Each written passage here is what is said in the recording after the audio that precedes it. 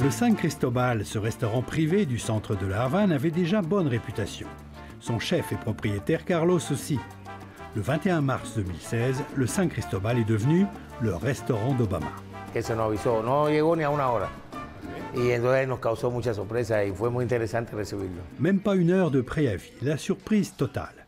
C'est le seul endroit à Cuba où Barack Obama a eu un repas de famille privé avec son épouse et ses 2 filles. Estaba sentado él aquí, la esposa, no, la hija, la otra hija, la esposa y la suegra.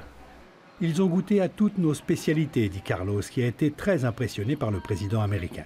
Muy simpático, una persona que te inspira mucha fuerza. Les Cubains ont adoré Barack Obama. Il apportait un espoir nouveau dans une relation nouvelle. Plus de 22 accords ont été signés, un record. Même les dirigeants cubains ont craqué.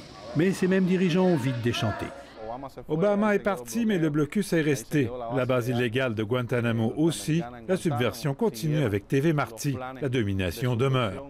Elier Ramirez est spécialisé dans les relations Cuba-États-Unis. C'était des pas importants.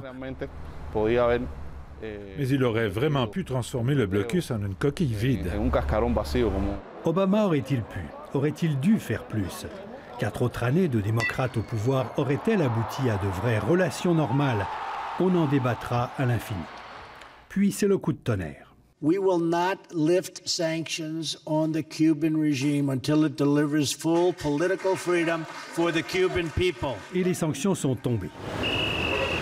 Défense de faire affaire avec les entreprises cubaines dirigées par l'armée, c'est une grande partie du secteur touristique, et restrictions pour les voyageurs américains à Cuba. Ça a eu son effet. Le nombre de visiteurs est considérablement diminué. Depuis quand? Depuis août. Depuis le mois d'août. Août, septembre. Pourquoi? Pour Trump.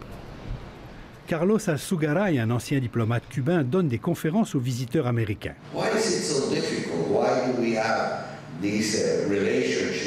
Selon la loi, ils ne peuvent pas faire du simple tourisme à la plage, au soleil comme tout le monde. Ils doivent avoir un programme culturel, religieux ou sportif. Est-ce qu'il y a moins d'Américains qui viennent maintenant? Oui. À cause de Trump? Oui. À cause du gouvernement, non, mais aussi avec l'embassy, il y avait des problèmes. Elle parle des soi-disant attaques acoustiques à l'ambassade américaine. C'est surtout ça qui décourage les visiteurs américains. Il y a un impact psychologique. Non, il ne faut pas voyager à Cuba parce que c'est dangereux.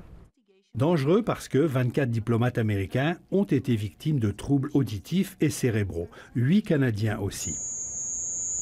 Le mystère demeure, les Cubains ont fait enquête, le FBI aussi, et la gendarmerie royale canadienne. On n'a rien trouvé. Mais le président américain continue d'accuser les Cubains. Il a expulsé des diplomates cubains et rappelé le tiers du personnel de son ambassade. Crise diplomatique sérieuse. El gobierno de los Estados Unidos ha decidido politizar estos hechos y usarlos como pretexto para retrotraer las relaciones bilaterales a la época de la confrontación. C'est un retour à la rhétorique hostile des années 60, au pire moment de la guerre froide, à l'époque de Ronald Reagan. Mais certains ici trouvent que Donald Trump jappe plus fort qu'il ne mord. On s'attendait au pire. On a cru qu'il allait changer tout ce qu'Obama avait fait. Non, il en a changé très peu.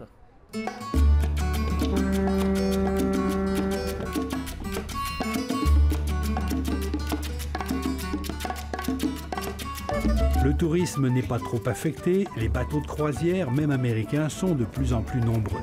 Trump n'a pas touché non plus aux précieux envois d'argent des exilés de Floride, la principale source de devises de l'île. Cela aurait été catastrophique. Nestor Garcia se risque même à prédire que Trump pourrait améliorer les relations, dans l'intérêt de ses partisans. Ce n'est pas noir ou blanc. Il y a des gens dans l'administration Trump qui veulent faire des affaires avec Cuba. dans le secteur agricole surtout. Son secrétaire à l'agriculture, c'est Sonny Perdue.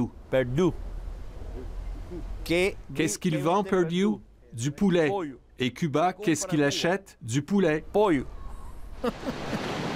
En attendant une hypothétique éclaircie, les Cubains vont faire ce qu'ils ont l'habitude de faire depuis si longtemps, endurer et attendre que ça passe. Mais je pense qu'éventuellement, nous retournerons à le processus qu'Obama a commencé. Éventuellement. Mais ça peut prendre du temps. Ça peut prendre du temps. Au moins 3 ans. Et si jamais Donald Trump se risquait à son tour à la Havane, Trump, si Trump viene, se va a recibir igual. Carlos n'hésiterait pas à l'inviter.